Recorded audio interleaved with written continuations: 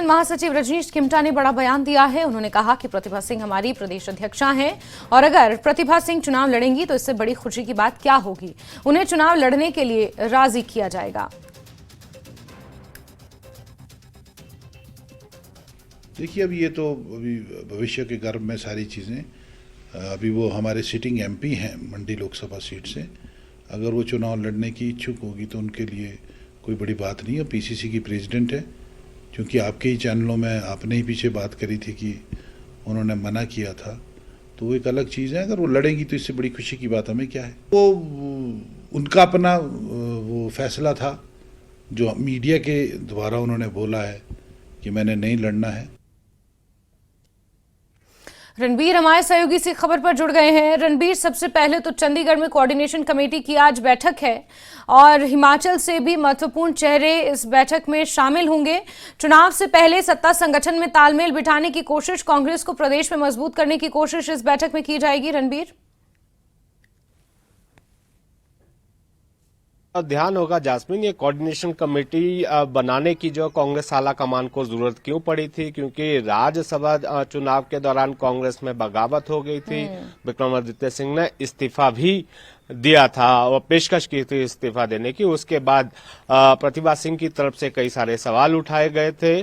तो उसके बाद से लगातार जिस तरह से हमने पिछले एक साल में देखा कि सरकार और संगठन में तालमेल नहीं था, इसमें जो है समन्वय बनाने को लेकर ये कोऑर्डिनेशन कमेटी की जो है गठित की गई थी। आज इसकी पहली बैठक रखी गई है। चंडीगढ़ में ये बैठक होगी। दोपहर 3 बजे का समय दिया गया है, ये जानकारी निकल कर आई है और संभवतः ये हिमाचल भवन में ये बैठक होगी और इसकी अध्यक्षता जो हिमाचल कांग्रेस के प्रभारी हैं वो राजीव शुक्ला करेंगे।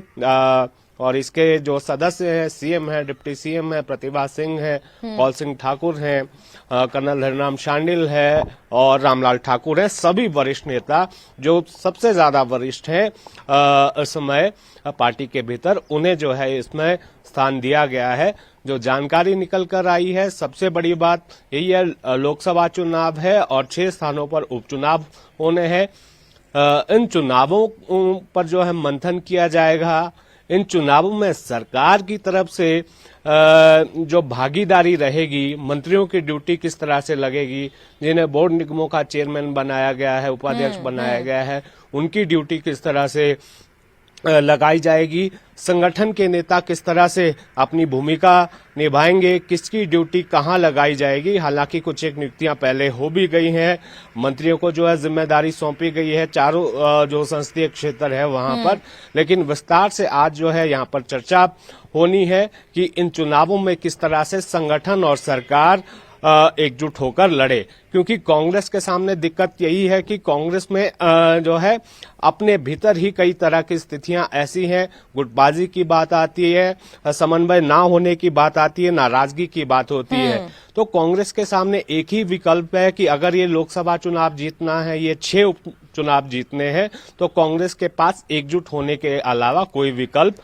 नहीं है। और दूसरी ये भी जानकारी निकल कर आ रही है कि प्रतिभा सिंह, जिन्होंने इनकार कर दिया था मंडी लोकसभा सीट से चुनाव लड़ने के लिए, उनको लेकर भी आज जो है फैसला हो सकता है। पार्टी आला कमान की तरफ से भी उन्हें कुछ निर्देश दिए जा सकते हैं। और अब जबकि चेहरा भले ही भाजपा ने बड़ा उतारा है, चुनौती हो, लेकिन भाजपा के भीतर भी कुछ बगावत के सुर निकले हैं। ऐसे में जो है इसको बुनाने के लिए कांग्रेस के पास कोई मजबूत चेहरा होना चाहिए। मौजूदा समय में प्रतिभा सिंह के अलावा मंडी संसदीय क्षेत्र में कोई दूसरा बड़ा चेहरा नजर नहीं आ रहा है जो कंगना रनौत को चुनौती दे सके। तो ये जानकारी है कि इन सारे विषयों पर आज जो महत्वपूर्ण चर्चा होगी। सरकार और संगठन किस तरह से एकजुट होकर आगे चले, इन चुनावों में जितवाए। और क्योंकि यहाँ पर न केवल लोकसभा चुनाव महत्वपूर्ण है, लेकिन उससे ज्यादा महत्वपूर्ण अब कांग्रेस के लिए ये 6 उपचुनाव हो गए हैं। इसमें कम से कम अगर फिर से बहुमत में लौटना है कांग्रेस को, एक सीट की तो यहां पर जरूरत है। हालांकि उपचुनाव 6 है, जो 3 जो निर्दलीय विधायक हैं उनका जो इस्तीफा है उसको जो है अभी तक स्वीकार नहीं किया गया है। जब तक इनके इस्तीफे स्वीकार नहीं करते स्पीकर, तब तक वैकेंसी की जो जानकारी है वो चुनाव आयोग को नहीं दी जाएगी। तो ये तमाम सारे मुद्दे हैं जिन पर आज चर्चा होगी, और जाहिर सी बात है जो वरिष्ठ लोग हैं कांग्रेस पार्टी के, जिसमें दोनों दिग्गज हैं कौल सिंह ठाकुर और रामलाल ठाकुर, पूर्व में भी जो है। रणबीर, एक महत्वपूर्ण सवाल यहाँ पर ये उठता है प्रतिभा सिंह को लेकर कि उन्हें मनवल उन्हें मनाने की कोशिश की जाएगी, मंडी से चुनाव एक बार फिर से वो लड़ें, लेकिन क्योंकि साथ में कौल सिंह ठाकुर भी हैं, वो खुलकर नहीं कहते हैं, लेकिन मंडी से चुनाव लड़ने की इच्छा तो उनकी भी है। ऐसे में क्या यहाँ पर किसी तरह का कोई समन्वय या किसी तरह की चर्चा इस एंगल से हो सकती है? पहला सवाल। दूसरा ये कि प्रतिभा सिंह क्योंकि चुनाव लड़ने से उन्होंने खुद मना किया है, ऐसे में सरकार के खिलाफ कई बार वो बोलती रही हैं, सरकार के ऊपर कई बार सवाल उठाती रही हैं, तो ऐसे में सांसद का वो जब मंडी से चुनाव लड़ेंगी तो क्या किस तरह का मैसेज ये मंडी की जनता के बीच जाएगा? क्योंकि वो बार बार इस बात को स्थापित कर चुके हैं अपने बयानों से कि सत्ता संगठन के बीच तालमेल नहीं है, तो फिर जनता एक ऐसे नेता को क्यों एक्सेप्ट करेगी जो बार बार सरकार के खिलाफ बोलता है? तो क्योंकि लोग ये जानते हैं, हिमाचल प्रदेश के वोटर्स को जब हम चुनाव की बात करते हैं तो हमेशा ध्यान में रखने की जरूरत होती है, क्योंकि हिमाचल का वोटर समझदार है। तो फिर क्या इस एंगल से भी देखा जा सकता है?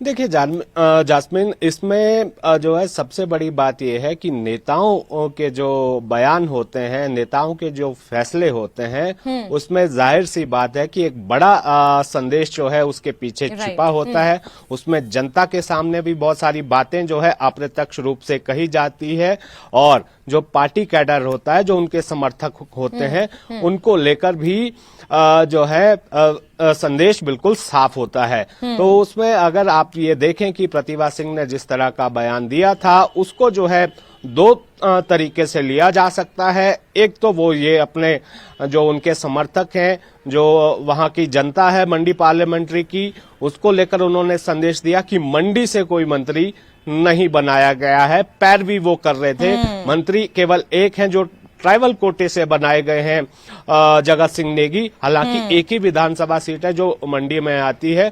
दूसरी बड़ी बात यह है कि सीपीएस हैं सुंदर सिंह ठाकुर, वो कुल्लू से आते हैं, वो भी एक ही बनाए गए हैं। मंडी जिला में से 10 में से 9 सीटें भाजपा के पास है। तो एक तरह का संदेश ये भी जो है दिया गया, और नाराजगी उन्होंने किस तरह से जाहिर की। और दूसरी तरफ जो अटकलें लगाई गई थी जयराम ठाकुर के चुनाव लड़ने को लेकर, तो वो भी एक बड़ी वजह हो सकती है कि शायद ये हो सकता था कि अगर जयराम ठाकुर के साथ लड़ना है तो बिना हथियारों के जो है आप जंग नहीं लड़ सकते। तो ये भी एक मैसेज हो सकता है। कौल सिंह ठाकुर की जहां तक बात है, उन्होंने अपने बयान में ये कहा था कि वो समर्थक रहे हैं लंबे समय तक प्रतिभा सिंह से। उन्होंने भी अपने बयान में ये कहा था कि उन्हें मनाने की जो है कोशिश की जाएगी, क्योंकि मौजूदा समय में यहाँ पर प्रतिभा सिंह से के अलावा जो है कोई और ऐसा सशक्त उम्मीदवार नजर नहीं आता। बड़ी बात इसमें यह भी है, संगठन की बात है। पार्टी आला कमान जिसे अगर चाहेगी कि उन्हें चुनाव में उतरना पड़ेगा, तो जाहिर सी बात है कि उसे काटना जो है प्रतिभा सिंह के बस में भी नहीं होगा, क्योंकि जो पार्टी आला कमान जो कहेगा, पिछले कल विक्रमादित्य सिंह ने भी यही बात कही है। तो बहुत हद तक